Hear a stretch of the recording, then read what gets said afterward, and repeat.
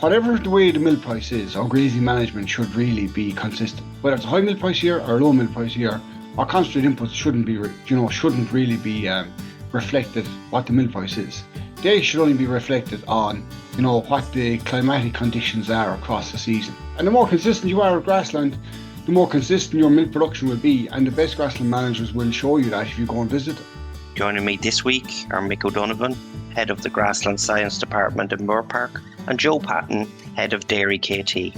We discuss how farmers can maximise margin in the months ahead, focusing on the key grazing management practices and feeding decisions that underpin performance on Irish dairy farms. I started by asking Joe how important grass is when it comes to delivering high margins on Irish dairy farms, and if you look at the recent trends, are farmers capitalising on it? Look, it's very variable out there, as we know. There's a huge range in terms of what's happening on grass management, grass production.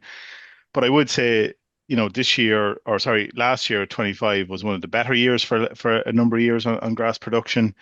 I'd say Michael will have the figures himself, but I'd say up over a ton of grass produced on farms, up over a little over 13 tons dry matter. So in real money, that means that most farms managed to feed the herd properly last year, and they had a reserve of silage in reserve of silage in place for the winter and the spring period, which stood to people actually this spring.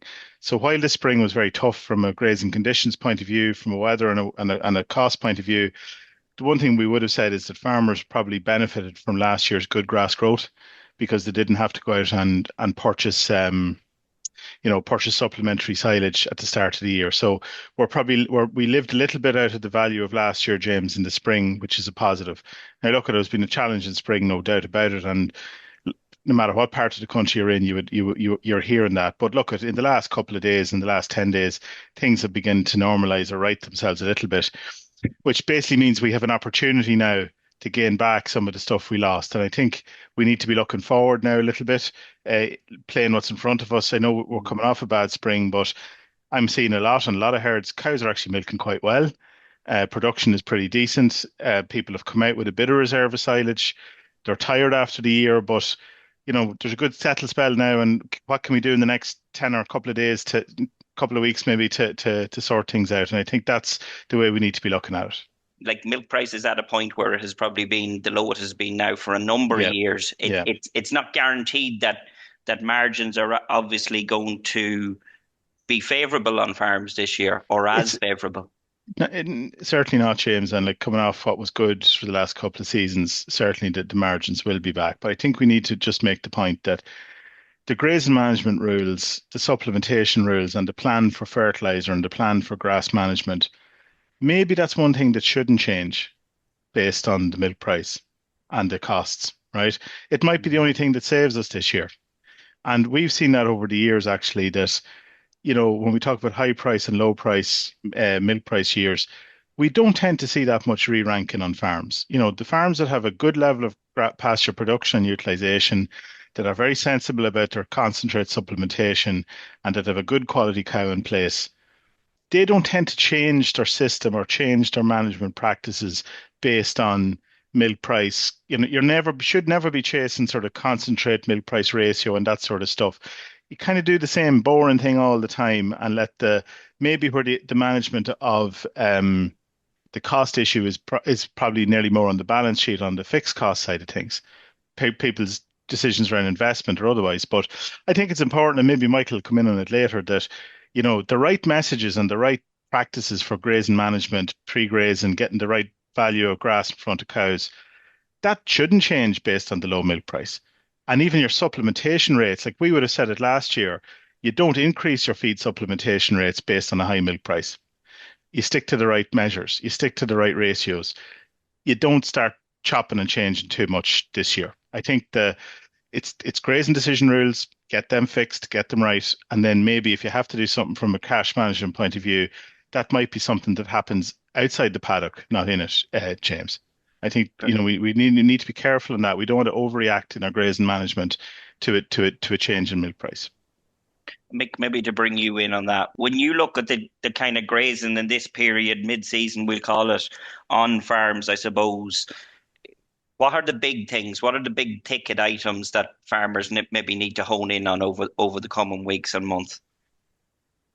Yeah, so where today is the 24th of April. So we're probably 10 days into the second round on some farms, and we're probably, maybe 5 days into the second round on other farms.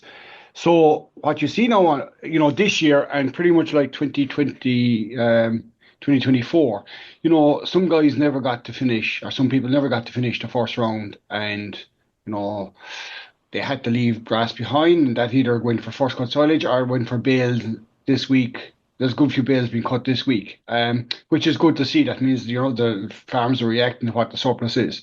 So this is a crucial rotation now, for to get cows settled that grass. We're probably a week from we're well very close to probably a lot of farms are going breeding probably Monday morning. Cows need to get settled that grass, and this is around really that residuals have to be got right. Otherwise, you're correct in the next round, in the third round. So it's fair to say that this week a lot of guys got up to speed, or a lot of people got up to speed as regards getting nitrogen out, getting the farm up to date as regards nitrogen, and that's very important that that's done. And the farm has to grow grass from now on. And even before we came on here, looking at the most up to date growth rates from the people who did covers in the last day or two, we're seeing growth rates up against 65 to 75 for those farms. So it's fair to say now, James, things are moving inside in paddocks, and what has to happen now is there has to be a reaction that some of the supplementation levels that we have been on have to be reduced. And like Joe made a good point, whatever the way the milk price is, our grazing management should really be consistent. Whether it's a high milk price year or a low milk price year, our concentrate inputs shouldn't really be reflected what the milk price is. They should only be reflected on what the climatic conditions are across the season. So if we're getting tight in our drought, or if we had a poor spring, you react that way. But as regards milk price, the last thing you should be doing is reacting with concentrate input with a milk price. So what we're talking about here is being very consistent at grass, and the more consistent you are at grassland, the more consistent your milk production will be, and the best grassland managers will show you that if you go and visit them. And when you talk about consistency, Mick, what are you talking about there? What are the key things you're looking at? The key thing is that the farm cover is well monitored, and the pre-grazing yields is consistent being offered to the cows.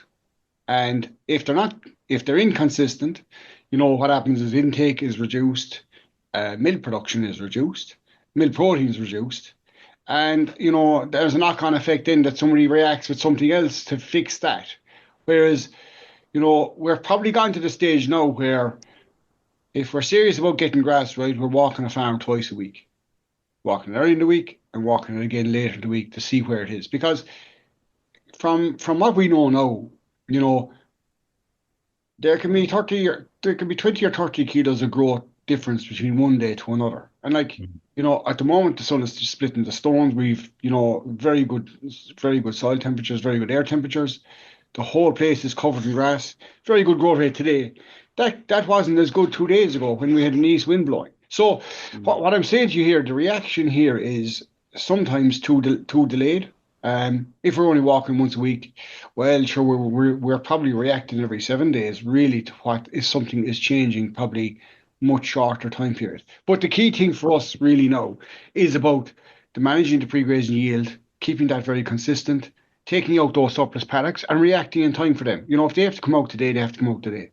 You go in, because on that, Michael, practical outcome of that, or a practical example of that. I was chatting to a chap in an advisor actually in the northeast there lately, and actually yesterday, and a lot of cover on the farm. Growth rate's only at 35 last week. Still silage in the diet, but still covers of north of 850, 900 on the farm. Maybe that is a really key message, James, that if there was a second walk done in the week, the decision to take out silage and take out some surplus nearly that's over 900 at this stage would be taken. So I'd have to agree with Michael that the situation on the farm now in terms of growth rate is wildly different than it was 7 days ago, isn't it? Like, we're a totally different situation. completely. Uh, And the predicted growth rates that we've It's since made, massive. Yeah, yeah, they're way higher from what they were. They're higher from what they were, let's say, early in the week. yeah. So, so I think our reaction time sometimes is a bit delayed because Mm. we see last week's growth rate. We don't look forward probably enough, and we're all probably that's contagious among us all. But so what you're saying to me, guys, is understandably, I'd say it's understandable, Mick, that it's delayed as such. Lads have went from feeding silage a week 10 days ago. Now we're actually talking about on farms the importance of actually taking those surplus paddocks and actually making silage. But that's the reality, I suppose. If we want to, you mentioned residuals and correction, and that has to happen on farms to make sure that we get the farm tidied up, I suppose, over the next couple of weeks, Mick. well, look, the example that you have, and our most recent work now on pre-grazing yields is when you go into too high pre-grazing yields, you struggle to get it grazed out. The cows struggle to eat it. So there's two negatives there straight away. Whereas the positive of that is you skip that, you get into a right pre-grazing yield, you get the cows to graze it out, you get the cows to perform, and you get the cows to get a decent intake. So like, while sometimes you have to make a hard decision or you have to make a decision, it's the right decision. And it's the right decision for the performance of the herd. And then what you're doing then is you're mitigating the need to go in with concentrate Mm. because, you're making a decision to feed the herd properly. And like our most recent work here, James, on managing pre-grazing yields.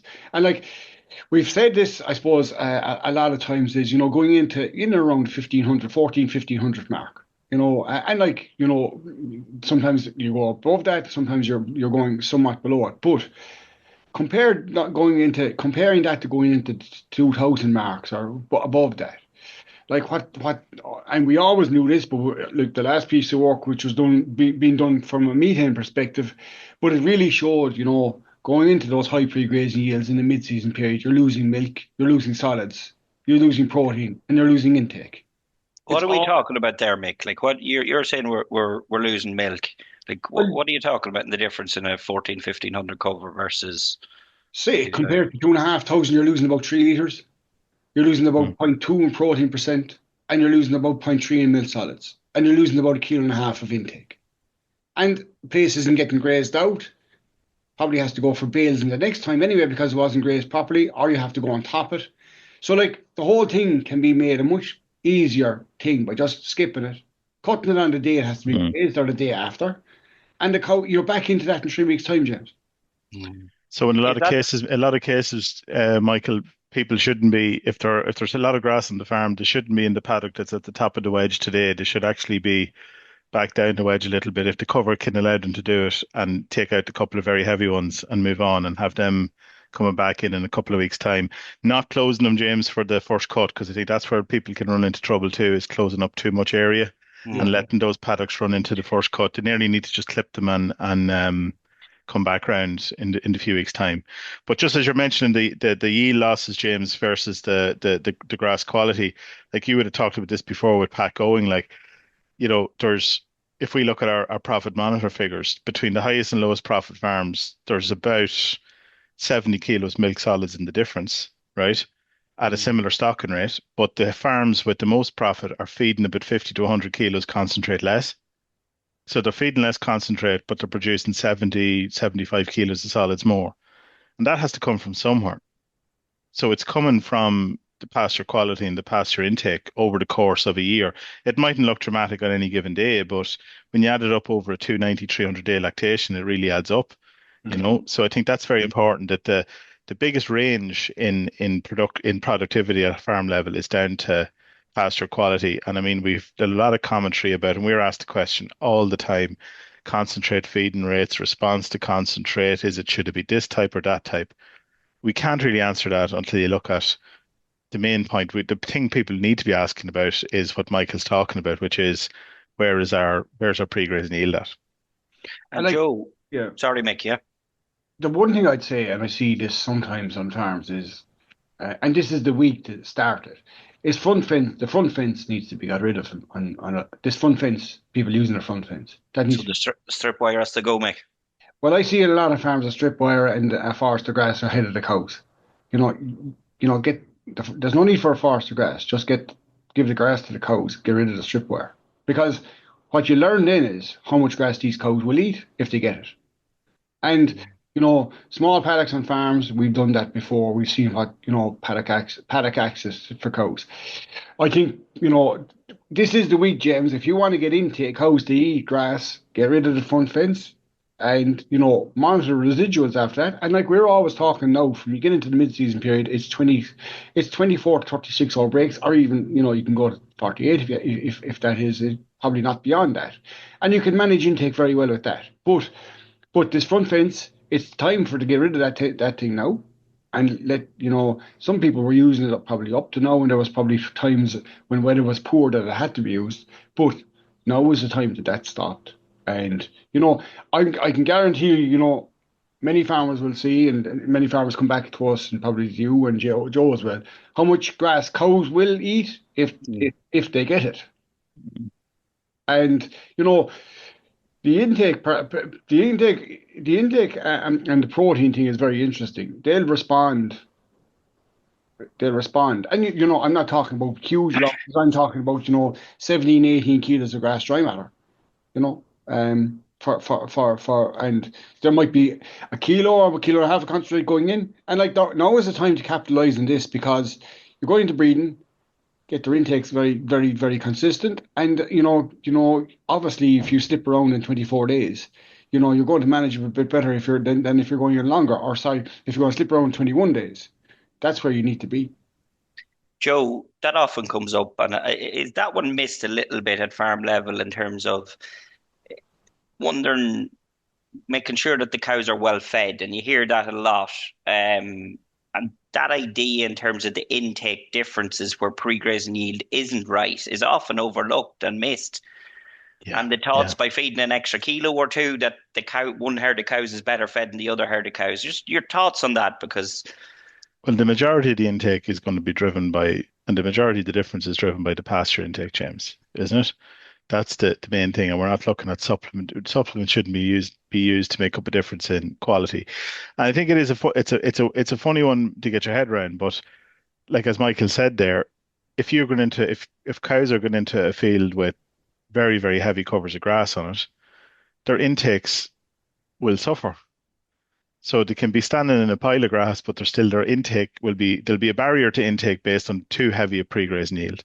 So it's area then they need to make up the difference, if you know what I mean. And that's into your whole stocking rate question. So like letting cows into fields of heavy covers is not the way to get cows they're not going to fill themselves full of good quality material doing that. So pre-grazing yield being right all the time is really important. So like that's down to the fiber levels, that's really down to the fiber levels, as particularly as we move in now into when we start getting closer to heading date, we're putting more fiber into the plant. The cow has a limit on much fiber they can eat. So even though there's a big, as Mike said, a forest of stuff in front of them, they can't eat it or can't utilize it to the same extent. So therefore, you're actually physically clipping your intake. But I think another important one, and it's maybe worth discussing a little bit, is that we see it an awful lot on our pasture-based figures for people who are looking at their stocking rate. They have allowance of 15 kilos of grass down as a standard figure across the time. And I think sometimes that's leading to people, almost pinching cows a little bit too much in terms of how much they're closing up for silage. You see farms closing up too much for silage. Some, not all farms, but some farms, you see them closing up a little bit too much for silage, probably on the basis of not wanting to make bales. And we end up then in a situation where we have to put in 4 and 5 kilos of ration to make the mid-season work. We're end up feeding far too much concentrate. We're actually feeding concentrate to make silage, which the economics of that in this year is definitely one that you'd have to question. So maybe more like the 17, 18 kilos, as Michael was talking about, would be more like it. Plus less, don't be relying on the concentrate to make up the total difference. Mick, Joe's talking about 17, 18 kilos of grass intake there. Demand mid-season then. And it's a very, very good point, Joe. Where is that sweet spot, Mick? Like where should farmers be looking at maybe setting demand up and to allow the surplus, to allow the correction? Because if we set demand up to not make bales, that's going to have a negative impact in terms of both grass performance and herd performance. And like, I think in a lot of cases, people probably set demand by default. Based on probably a silage on a silage area. But like this is probably the week or the 2 weeks here where you're probably trying to get transition cows into getting them to eat more grass, and you're deciding what paddocks am I going to close around the platform, or am I going to close anything.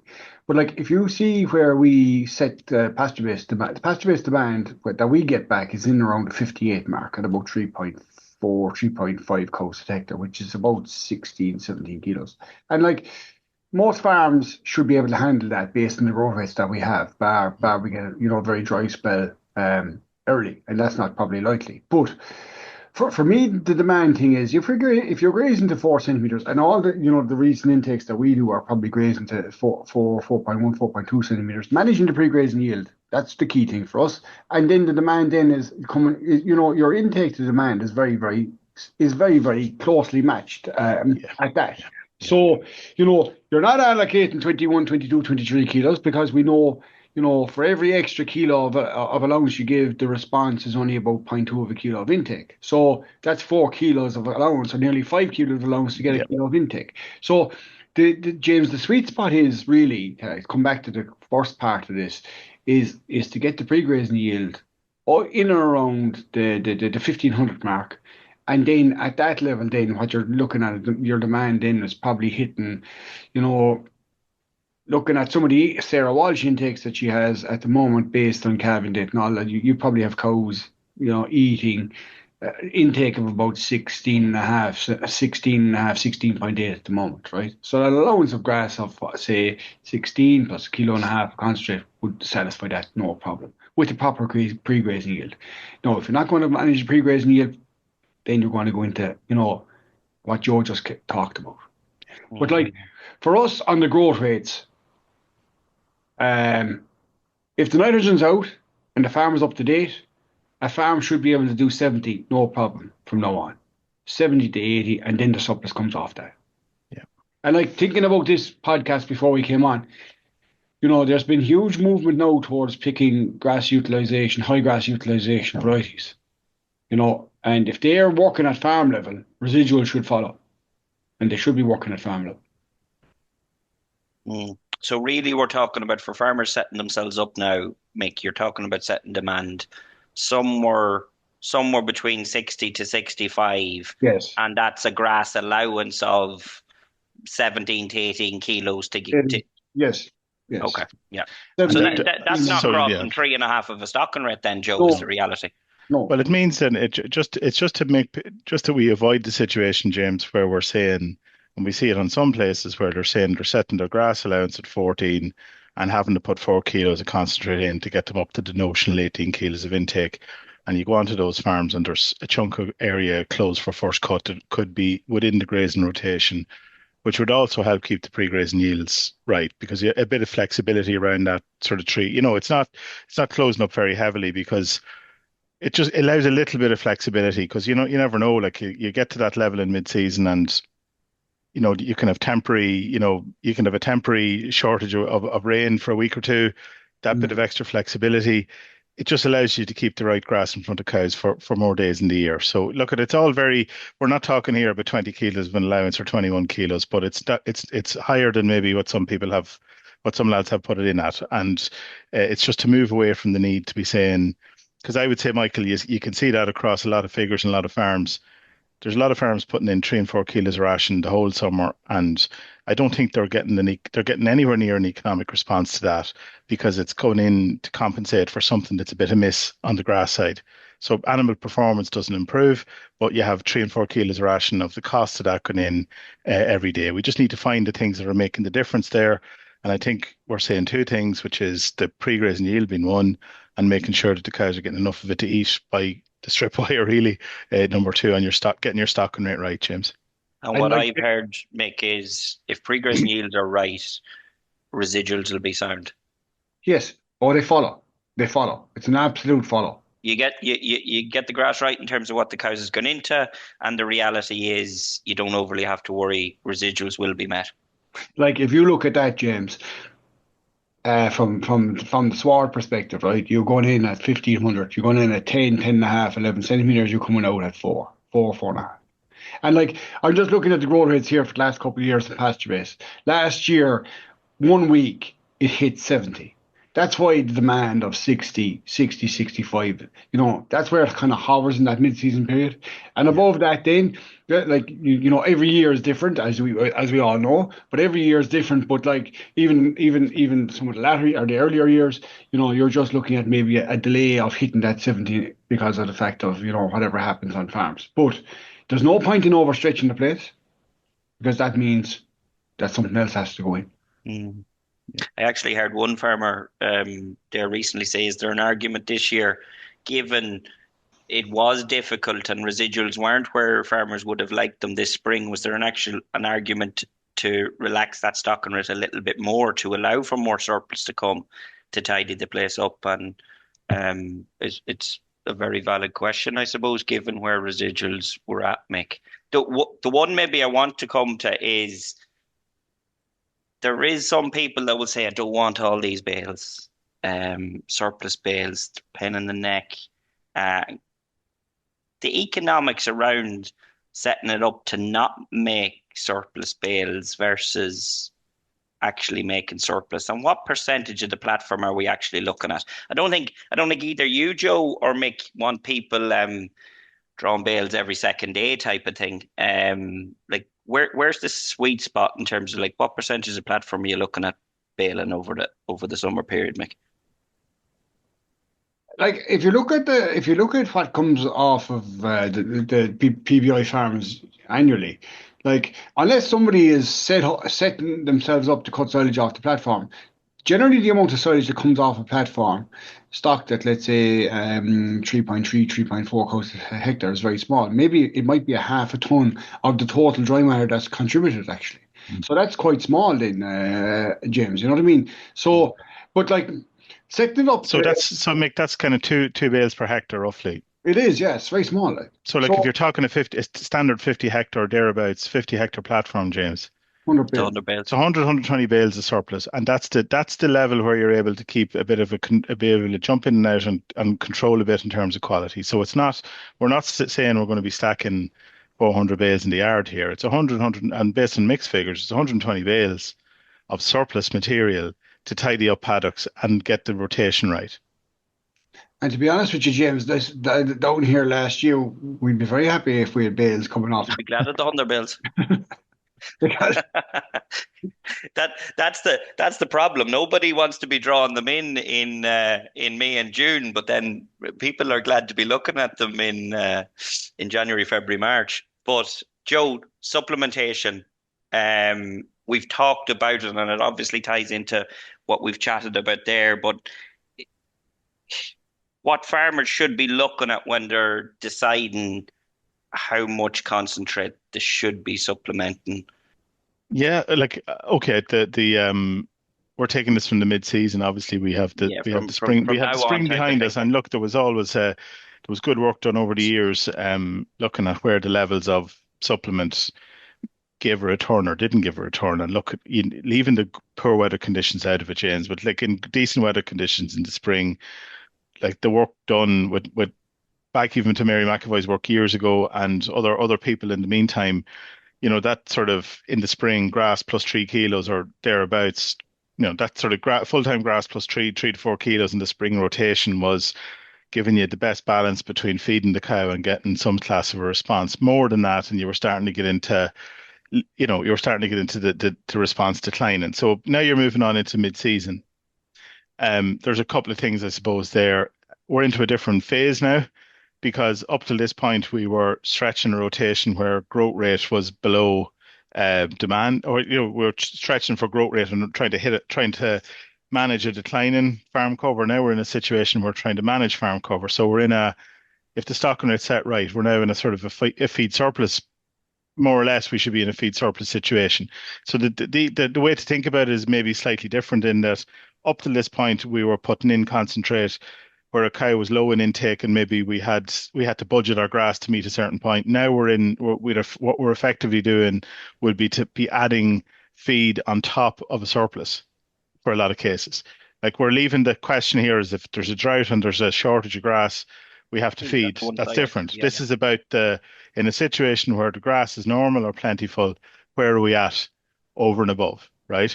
Then you get into the question and people are looking at, does it pay to push on and does it pay to do this and push on and do that? It pays to feed, Joe, is the line Yeah, that well, you hear it a lot, right? little And bit, like to be fair, you can see why people would. It probably does pay to feed if pasture quality is really poor, but it would pay even better to fix the grass quality, James. Right, and I think that's when people start talking about the economics of making bales. That's the cost of the individual bale. It's not telling you about the value of having better grass in the next rotation, which is where the real value of the bale comes from, right? So, but just take, you sort of take the average response over a number of trials that Michael and Mike Deneen and more people along with them have done over the years. The average is in and around sort of 0.7, 0.8 when it's all added up. So that's a kilos of milk per kilo of dry matter fed, right? Roughly speaking. Now, if you take that level of, and that's assuming we're on high quality pasture, plentiful grass, and we're adding a bit of concentrate on top of that for some sort of an effect, right?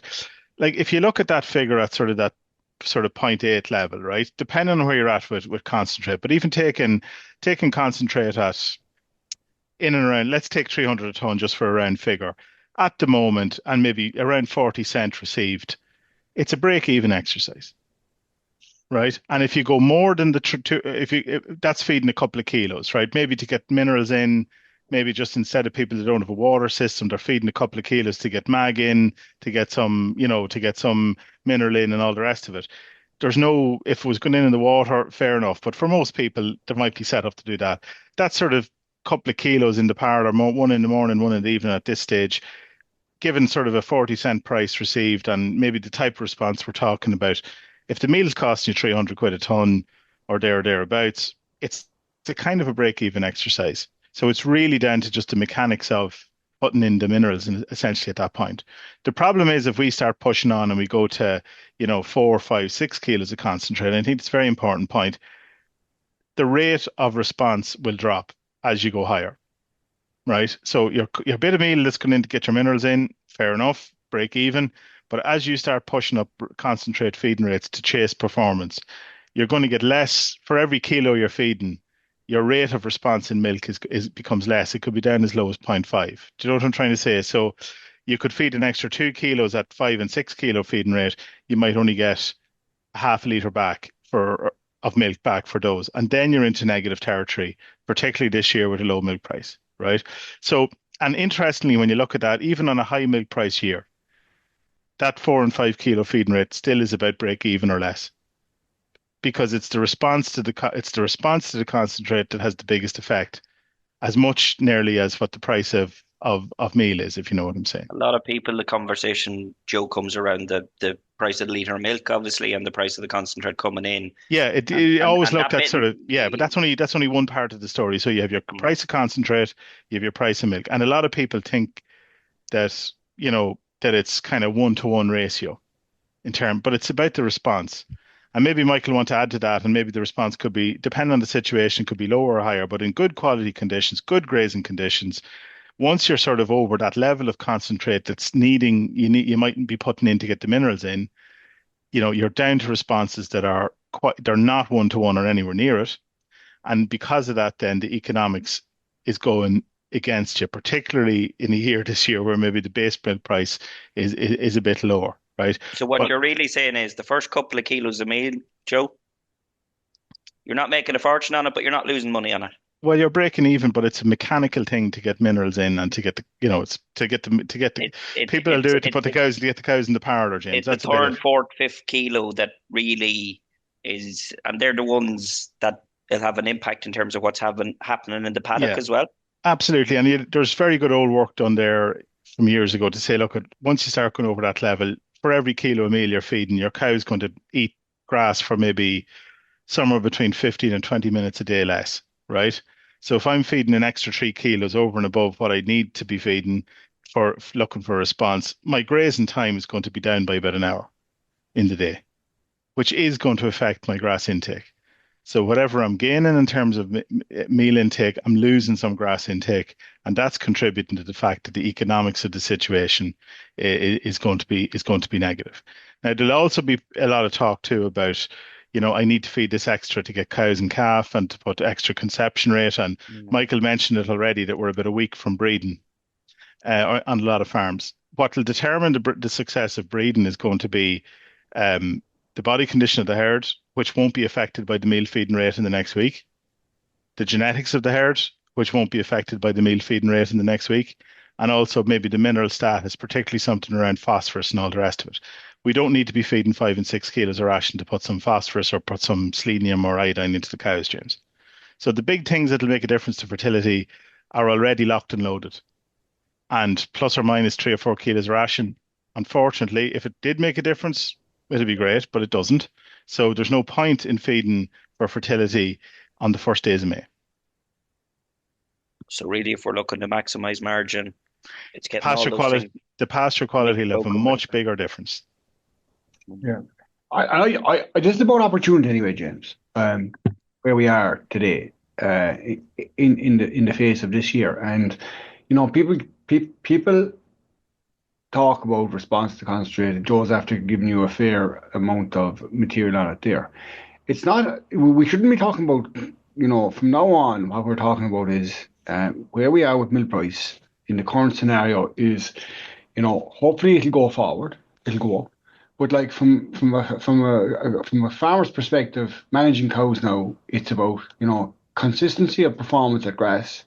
Monitoring the pre-grazing yields, monitoring making sure they're consistent as regards their intake, making sure your residuals are consistent, and eliminating concentrate down to a low enough level. Now, if it's going to be a kilo and a half, or 2 kilos to follow minerals or whatnot, that's fine. There's no problem with that. If it's above that and you have plenty of grass, well, you're basically not making the money that you can make in a low milk price year. And it's not going to be a high milk price year at the moment, given where we are. So people have got to make that decision now and capitalize on the opportunity that they have in front of them. So it's really about maximizing margin, Mick, is what you're saying. And we're in this cheap period. We can produce high levels of milk now relatively cheaply with good growth rates over the next number of months, and it's really maximizing that opportunity, as you say. Joe, one question: peak and feeding to a peak, and it crops up a good bit. You need to get cows to a peak in order to have a good year. Just talk me through that, will you? Yeah, we're hearing that. We hear that question a bit. It's a good question. It seems to make good intuitive sense to people, James. But look, there's a lot of work done on this over the years where we would have had, let's say, differences in spring feeding rates. So maybe the question, if I'm framing this correctly, the question might be, do I need to feed extra supplement in order to drive a peak, in order to get a good lactation performance? Well, we've seen it on a number of studies over the years in Moorepark and elsewhere. We put in heavier levels of feeding rate in the spring period, assuming that forage and grass is the same, but all you had the difference was the extra concentrate going in. Fair enough, the cows will probably peak a little bit higher. But as soon as you sort of bring the diets back to being the same, the milk yields will converge, through May, June, and July. So what I'm saying there is like feeding heavily in April and May to drive a high peak in the hope that you'll get more milk through the rest of the year. There's no data to support that idea, right? Now, the problem by doing that also is, as we've spoken about just a minute ago, the direct response from that extra level of feeding in this year in particular would be uneconomical anyway. So, you have a direct effect in terms of what you get on the day that you feed it. Whatever you get on the day you feed it, that's what you'll get. This idea you're going to get a big payoff back down through the year isn't supported by any of the numbers. The one proviso I suppose I would make on that is that body condition, James. We have to, if you look at the figures, it's actually more to do with body condition coming out of calving and out of the first rotation. If the cows start the second round in good body condition, through good management of all that happens in the spring, not just supplement rates by any means, but if the cows start the second rotation in good body condition, even though they might have taken a bit of a beating from the weather or whatever up to that point, they're well set up to produce well. And you go back over the last couple of years, right? Look, was it spring of 24 was one of the worst years you could imagine, right? It was very, very poor. But milk production towards the back end of the year, when things improved from a weather point of view, cows showed great resilience and milked very well in the second half of that year. So really, at this point, it's about body condition score. It's not about high supplementation rates to drive a peak. The peak thing is, I think we need to move on from it in a way. I think we've said enough about it that it's kind of done, and we would have seen it ourselves. Even we looked at feed to yield systems that drove peak milk production 36, 37 kilos of milk at peak versus 28, 29. When the systems changed and we went back to having the very same level of feeding, both groups ended up at 30 kilos very quickly. So there's no magic in it. Like you cannot peak your way to a high lactation. In fact, the You'd opposite say could be actually true. looking at commercial farm data, Joe, that often you see these herds that Yeah, and it's maybe peak to to bring a peak, and maybe in that it's maybe to late bring May, June period, to they bring fall Mike. off a Yeah, cliff, like, because well they're to not bring managing what Michael's talking about. well exactly. Just going to say bring Michael back in on that what you can get oftentimes is a question of very high levels of feeding in the springtime, and then maybe pasture quality goes away from you in the summertime. So Mm. you get this very high peak production, and then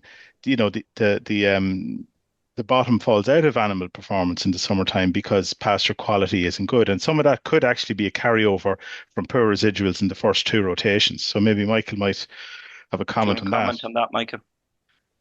Well, to be honest with you, I think the persistency of milk solids production is probably more important than the peak, Joe. Yeah, absolutely. Yeah, good point. I, Yeah. I think people talk about peak, and it came to a fore last year with one of the guys that we relate to here a bit. He was telling me that he was maintaining 2 kilos milk solids for 2 months with good grass quality, very little supplementation all last summer. Mm, mm. And like, where does the peak argument end? If you can get that persistence with good grazing management and low supplementation, there is no peak argument. It's Yeah, about maintaining that consistency of the performance from pasture. And yeah. we can get lost in all these things, and some of them are old. I think they're old, Old work, yeah. old And work. they're not that relevant to grazing systems anyway, James. Like we've seen a lot of herds that are peaking at 2.2, 2.3. They're at 1.6 by the time they get to July. And then you have other people, like Michael said, might be at 2.1 in a peak and they're still doing two. They're still doing Come nearly the the end of the same summer. come the end of Like, the summer. and And like that's much better for the cow as well, by the way. come back to where we are with where we are now with the genetics we have, how we're paid for milk solids in the Yeah. co-op. It's protein, fat, and its consistency in liters then. But like to me, people need to focus on the residuals now, the milk protein, and the consistency of what they have in front of the cows. There's a good point, Joe. Mick's after have given his 3 good take-home messages. What's yours? I can't go I can't beat Michael's. Yeah. I can't look at I suppose the thing is, James, that maybe back to the start. Tough year in terms of the economics with milk price, right? But if there's one thing that's going to save you, we've seen this before, is don't change too much. Get the right targets in place on the grazing management and stick to them. Solve the other issue somewhere else, I would think. The second point, when we talk about the supplement, what we're doing is if we're using something to deliver a little bit of extra for energy, sorry, for minerals, that's fine. But more over and above what's needed from a mechanical point of view, let's say, there's not much of an economic benefit, certainly not for this year. And I think maybe just the final one is we need to just really start getting our heads around the idea that the most important thing for the nutrition of the herd, because we often see this, that we treat nutrition of the herd as one thing and grazing management as the other. Like as Michael has said, high quality, high digestibility pasture, that is the number one nutritional benefit you can give the animal. It's the biggest part of their diet. Like it's 17, 18 kilos of their intake is going to be decided on what the quality of the pasture is, right? Messing around and plus or minus a bit on the ration is not the main nutritional question.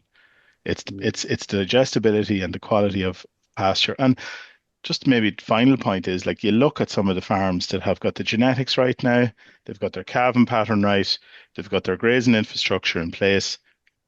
Once you get head around the pre-grazing yield and get that right, there's actually a very reasonable margin still to be pulled from it this year, because you're really making the farm work for you when you get to that point. Take the opportunity now. If the weather is good, particularly if there's still bits of, that's what really drives me nuts when you see people is still putting in a bit of supplementary forage when there's no need, whatever, but to concentrate, because the work and the extra effort and the negative it has on grazing management, putting in extra forage to try and drive intake, you'd really have to question that. Like, why not just simplify now? Take the opportunity.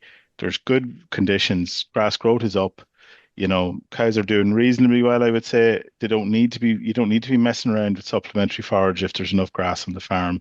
Why not simplify it for yourself and just make it, graze them, move the wires, take down the wires, maybe, as Michael said, but, move them on, but none of this messing with extra forage when it's not needed. Like, any final message, Mick? Yeah, well, I think this week, the last couple of days, this has turned the corner for grass growth. You can see it on the figures coming back in. So I think Joe's right there. But anyway, the silage probably could be moved out of it. Like, it would be great to see the Grass 10 newsletter with no silage in it next week. Yeah. But I think if a fellow wants to get his steps in, or a lady wants to get his steps in, 2 covers a week is probably is on the agenda for the next couple of months as regards monitoring farm cover. I think we need to get to that stage in the mid-season. That's where you get the pre-grazing managed properly. Maximise margin and manage your health along the way, Mick. Well, it's all a help. Come here. Thanks a million, lads. Thanks, James. Thanks, James. That's it for this week's episode of the Dairy Edge podcast. My thanks to Mick O'Donovan and Joe Patton for joining me on this week's show.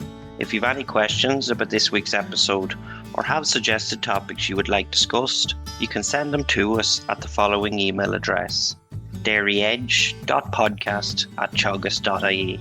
Don't forget to rate, review and subscribe to the podcast. You can listen on Apple, Spotify or wherever you get your podcasts. For more information, go to the Teagasc website at teagasc.ie. I'm James Dunne, and join us next time for your Dairy Edge.